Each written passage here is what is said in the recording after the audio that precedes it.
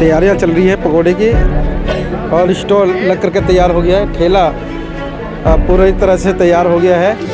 मगर मैं दर्शकों को बता देना चाहता हूँ कि ये अब से पहले ये रोड पर और दिल्ली विश्वविद्यालय के परिसर में लगता था, मगर आज की जो खबर है, बड़ी खबर है कि आज ये कांग्रेस के ऑफिस में इस ठेले को लगाया गया है। क्या उद्देश्य इस ठेले का लगाने का रहेगा, हम डॉक्टर रितु से और भी जितने भी बुद्धिजीवी हैं उनसे हम जानेंगे कि कांग्रेस दफ्तर में उस परिसर में लगाने का क्या उद्देश्य है।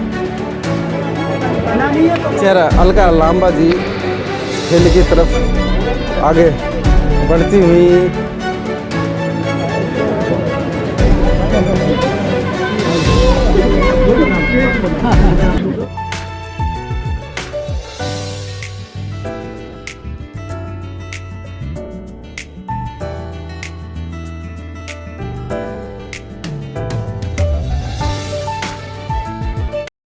साथियों नमस्कार, मैं संतोष कुमार अम्बेस और आप देख रहे हैं आवाज़ भारत। इस वक्त मैं हूँ एसीसी यानी कांग्रेस का एक मुख्यालय है, दफ्तर है।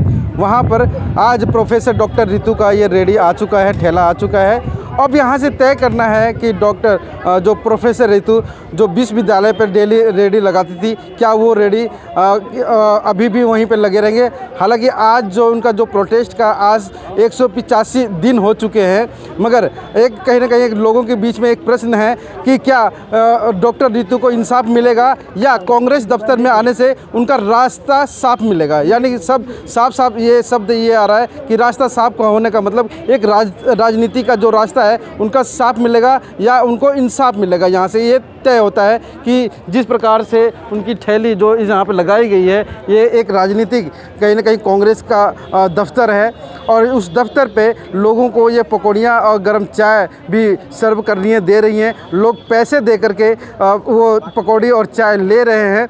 मगर कहीं ना कहीं एक मुद्दा और भी दूसरा आ रहा है सामने कि क्या ये राजनीति का एक दाव पेच है, क्या ये राजनीति में वो जाना चाहेंगी। राजनीति में जाना चाहेंगी तो दो रास्ते नज़र आते हैं, एक गठबंधन का साथ देना है या कांग्रेस पार्टी का साथ देना है। तो साथियों बने रहिए आपके आज के तमाम खबरों के लिए। अभी हम डॉक्टर रितु से भी हम बात करेंगे कि आखिर में जो ठेला है वो कांग्रेस पार्टी के परिसर में क्यों है, क्योंकि ये जो ठेला था अब से पहले वो अपने इंसाफ के लिए लगाया गया था दिल्ली विश्वविद्यालय के गेट नंबर 4 पे।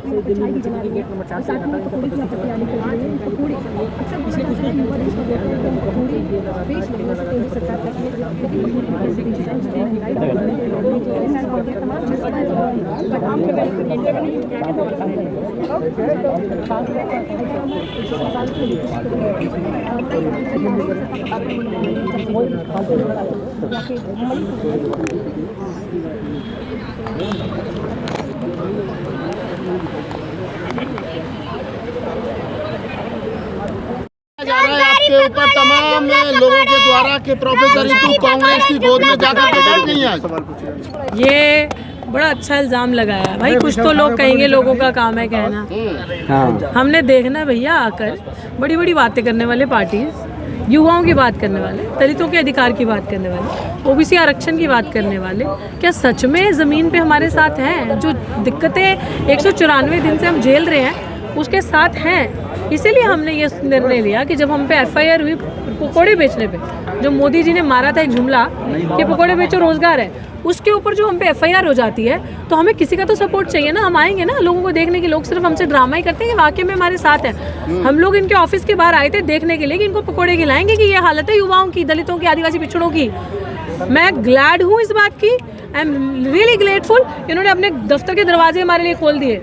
इन्होंने कहा कि आप महिला दिवस पे बाहर नहीं खड़े रहेंगे, आप हमें लगा हम बाहर लगाएंगे। इन्होंने कहा कि आप अंदर आके लगाएं। तो इस चीज़ की हमें बहुत अच्छा लगा। हमें तो लगा था डंडे मार के भगा देंगे, आएंगे भी नहीं, बट पकोड़े खाए पैसों से खरीद कर, पैसे भी दिए। और ये एक ही विपक्षी, क्योंकि ये भारत की विपक्ष की नंबर 1 पार्टी है, इसके बाद जितने विपक्षी दल हैं, जितने भी विपक्ष, सबके बाद बाहर जाया जाएगा। आज हो सकता है अभी हम यहाँ से निकल के द्रौपदी मुर्मू जी के पास जाएं, उसके बाद जो बड़े बड़े ठाके देने वाली, सिलेंडर पे छाती पीटने वाली महिलाओं के हक अधिकार के लिए लड़ने वाली, अपने आप को बताने वाली कि मैं ये करती हूँ वो करती हूँ, जिसका इतिहास आप रोहित वेमुला से समझ सकते हो, उसके आवाज़ के बाहर भी जाया जाएगा और देखा जाएगा कि वो हमारे बेरोजगारी के पकौड़े खरीद के खाती है, ये जो जुमड़े फेंके हैं। तो उसको पिलाया जाए। आरोप लगाया जा रहा है कि आप ही के समाज की बेटी अर्चना गौतम को धक्के मार के निकाल दिया गया कांग्रेस से, दरवाजे बंद कर दिए गए, और आज आप उसके समाज के अपमान को भुला करके सम्मान पा रहे हो। नहीं, ऐसा कुछ भी नहीं है। अर्चना मेरी बहुत अच्छी दोस्त है, हम एक साथ हैं। वो मेरे पास भी आए थे जब ये हुआ था, और मुझे लगता है कि हर एक इंसान इतना सक्षम है। इस लड़ाई ने आपको 194 दिन में ये बता दिया कि अपने लिए लड़ने के लिए, क्योंकि अगर आप अपने लिए नहीं लड़ोगे तो कोई आपके लिए नहीं लड़ेगा। और ये मेरी संवेदनाएं हमेशा उनके साथ है। और ये नहीं होता कि अगर इसको किसी ने कुछ कहा तो इसके लिए इसका दायित्व सबसे पहले बनता है कि अपने लिए लड़ाई लड़ना और अधिकार की आवाज़ उठाना। अगर आपको किसी इंसान ने कुछ कहा, आप उसके खिलाफ लड़े, पर्चे करें, हम बिल्कुल तरीके से आपके साथ हैं। बट ये तो बनाने वाली बात है कि आप उसी के बीच में आगे, भैया मैं तो विपक्ष के यहाँ आई हूँ, और विपक्ष अभी अरविंद कल को किसी को आम आदमी पार्टी से भी प्रॉब्लम हो सकती है, मैं वहाँ पे जाऊँगी। अभी मैं बहुजन समाज पार्टी के दफ्तर के बाहर भी जाऊँगी, क्योंकि हमारी सुप्रीमो, हमारी सबसे बड़ा नारीवाद का चेहरा, हमारी सुपर हीरो बहन कुमारी मायावती जी, उनके पास भी जाएंगे, उनको भी पकौड़े खिलाने। वो तो हर दुख सुख में हमारे साथ है, उनको दिखाने के लिए कि देखो आपके बच्चों का क्या हाल है। आपका इस्तेमाल तो ना कर, मेरा कोई इस्तेमाल नहीं कर सकता। 194 दिन से इस्तेमाल करना होता तो कर लेता। हम ड्रामा एक दिन होता है, धोखा एक दिन होता है। 194 दिन की लड़ाई अपनी माँ बहन बेटी को बिठा के देखो सड़क पे, आपको पता चले। भूखे प्यासे, बारिश में, धूप में, आप सब तो साथी हो, आप सबने तो देखा हमारा संघर्ष, हम कैसे बैठे थे। मैं मायावती एक्टिवली है, सामने नहीं आ रही यार, ऐसा मत बोला करो। और प्लीज़, मायावती क्या, मोदी जी, धोबी जी, गोभी जी, पांडे, ये जो सब आप जी करते रहते हैं, बहन कुमारी मायावती जी कहें आप प्लीज़। मतलब हमारे लिए I can not here Mayawati. तो अगर आप उनको नहीं बोल सकते तो मेरी एक रिक्वेस्ट है सबसे कि जब भी आप उनका नाम लें तो ये ज़रूर कहें बहन कुमारी मायावती जी।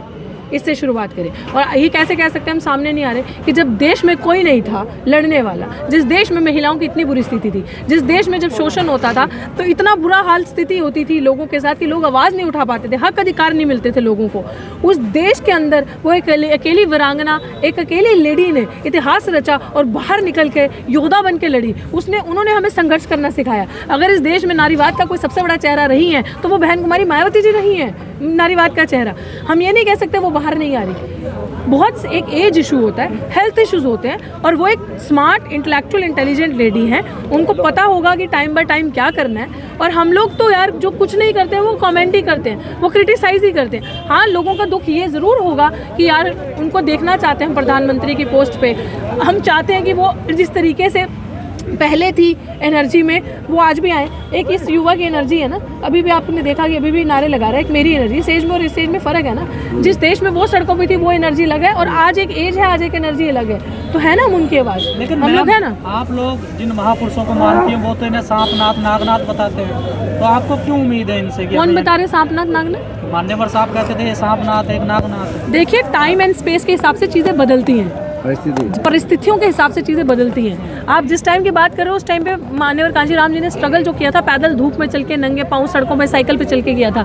आज आप वो स्ट्रगल नहीं कर सकते। आज आपके पास सुविधाएं, आप जहाज में जाते हो, आज आप धोती पहन के नहीं रहोगे, आज आप सूट बूट कपड़ा अच्छा पहनोगे। तो टाइम एंड स्पेस के हिसाब से चीज़ें बदलती हैं। सदा आप नहीं रहते, आप मरते हैं, आप दूसरे लोग आते हैं, जीते हैं, रेवोल्यूशन होता है, एवोल्यूशन होता है, और चीज़ें चेंज होती हैं। तो अगर हम यही चीज़ें सोचते रहें तो हम लोगों का निकाब कब खोलेंगे? हम कब अपने हक के अधिकार की बात करेंगे? Now time has changed. हम लोगों को समझना पड़ेगा अपनी राजनीति के लिए, और जिस तरीके से आज देश का हाल हो चुका है। अगर आपको एक बड़े दुश्मन से, पॉलिटिक्स का रूल होता है कि अगर आपको एक बड़े दुश्मन को हराना है तो जितने आपके छोटे छोटे आगे पीछे दुश्मन हैं या लोग हैं, आपको सबको दोस्ती करनी पड़ेगी, आप सबको एक होना पड़ेगा बड़े दुश्मन से हराने के लिए। बाद में आप आपसी सुलझा लो ना। कम से कम उस दौर में हमारे माँ बाप भी जिए थे यार, जिस दोष में 70 साल की बात होती है। हमारे माँ बाप ने तो नहीं बोला कि उनके साथ इतना अत्याचार होता था जाति के नाम पे, कि हमारे माँ बाप उसी दौर में पढ़े हैं ना, कि सांस सुख का सांस लेके पढ़ लिए। हमें तो पढ़ने भी नहीं दिया जा रहा है यार, रोजगार भी नहीं खाने दिया जा रहा, धरना तक करने नहीं दिया जा रहा, जो कि डेमोक्रेसी कहती है। फिर हम किस दौर की बात कर रहे हैं? हम लड़े ना।